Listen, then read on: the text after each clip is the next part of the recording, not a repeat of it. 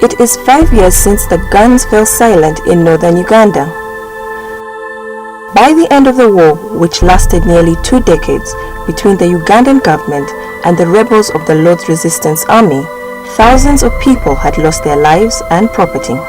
Like many wars on the continent, children were recruited as soldiers and became Joseph Kony's efficient killing machines.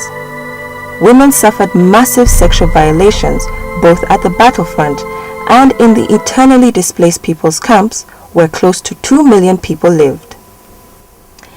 In the last 15 years, ISIS Wiki has conducted research in the war-affected areas in the country with gruesome revelations. The research showed that many women were gang-raped, forced to have sex with their relatives, and used by the rebels as sex slaves.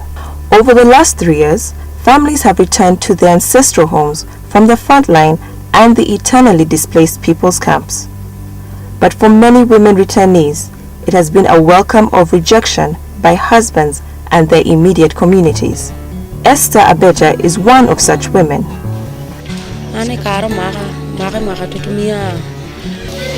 When they were capturing me, I was having a baby girl.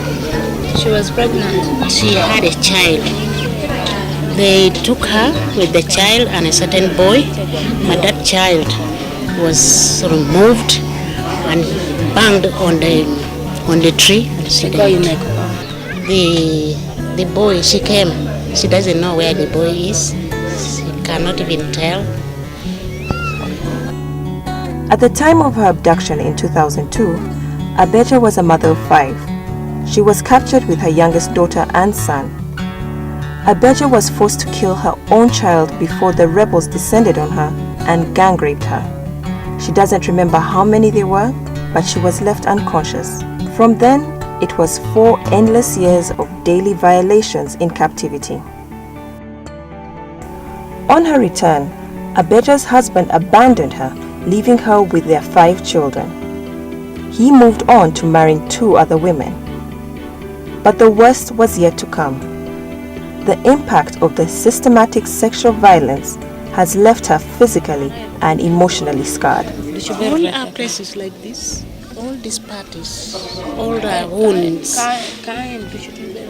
all this part here, like that, even behind.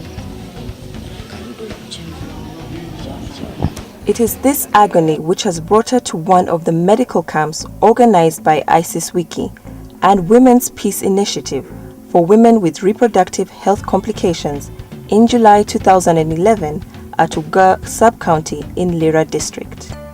So this medical camp has been organized as a way of addressing some of those reproductive health complications that not only the women we work with, but women in Aromo and Ogo districts, to see if we can begin to take steps towards addressing those reproductive health complications that women have been living with over the time and over the years.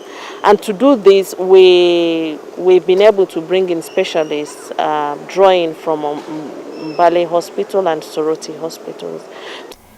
At the camp, the health professionals conduct medical assessment of the reproductive health of women war survivors, identify problems that need referral, as well as treat those that could be dealt with immediately. Like many other victims of war crimes, Abeja seeks a new lease of life with screening and treatment for physical complications. But she also hopes to be given back the dignity and self-respect she has lost. The infection may be very high because they had the problem of the war and they were not able to access medicine early. And then they have had this problem some have had it for over 10 years, and majority, I can say, has had this problem for over 5 years. But also its effects, one of its major effects is that it is causing them a lot of problem in their sexual life. Hers is one of the long-term complications associated with sexual violence, termed as uterine prolapse. The medical experts explain that this is a condition that occurs when the uterus descends into the vagina or beyond due to weak support. And this one normally comes about because of weakness of the supports of the uterus.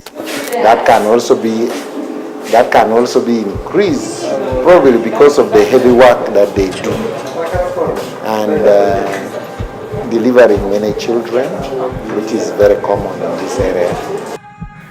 In Abeja's case, her uterus is hanging out. For her, revealing her identity is really important since she believes survivors of sexual violence have a face too.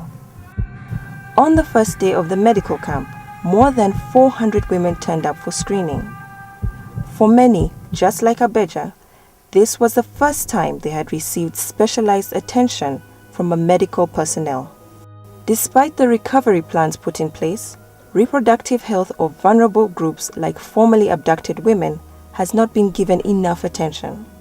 ISIS Wiki's program manager, Helen Kezi Noha, says it's important that the government and development partners allocate resources to reconstructing women's shattered lives, and that is both physically and emotionally. Yes, the PRDP has been able to build hospitals, but the questions we are asking, what is inside the hospitals and who is in the hospital?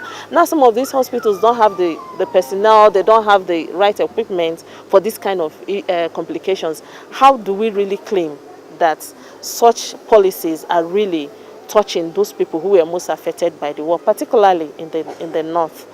Women who return home with children born as a result of sexual abuse while in abduction face the worst stigma. Them were raped in a bad way and with many men raping one person. So they are sick. I talk now that I'm very happy because of the ISIS, because of thinking of bringing doctors to examine these women. Some of them were taken in the bush when they were very young. Some they were taken as they are very old. I used to see these two women. They were already old. Medical reports revealed that most women experience pelvic inflammatory diseases. The majority at the medical camp were found to experience chronic pelvic pain as a result of pelvic inflammatory infections. As various complications take their toll on the women's sexual lives, their livelihoods too are gone. Lack of proper reproductive health services affects women survivors of sexual violence even more. Abeja, for example, can hardly engage in income-generating activities like farming, which would be her only source of livelihood. For these women, it is a struggle to provide for their families amidst health complications, including poor mental health, as various ISIS Wiki studies in the region have confirmed in the past. As a follow-up to medical assessment, ISIS Wiki and its partners held a week-long camp at Lira Hospital in October, where 42 women got a new lease of life after undergoing reconstructive surgery for complications. Among these was Abeja. Of the 42 women, 15 women had uterine prolapse, 12 had uterine fibroids, 7 with ovarian mass and other complications. This medical camp was possible because of support from HAVOs and SIDA in partnership with Lira Women's Peace Initiative and Lira Regional Referral Hospital. This medical intervention is to reiterate what post-conflict reconstruction means for women of northern Uganda. But in the end, healthcare access in post-conflict settings cannot easily be guaranteed if government is not taking an upper hand in providing the required services. The lack of government support for specific needs of women in the post-conflict reconstruction through the Peace Recovery and Development Plan is evident in the lives that women like Abeja live. There is still a glaring gap in the efforts to rebuild the lives of the peoples of northern Uganda. Reconstruction cannot happen until you have reconstructed women's broken lives.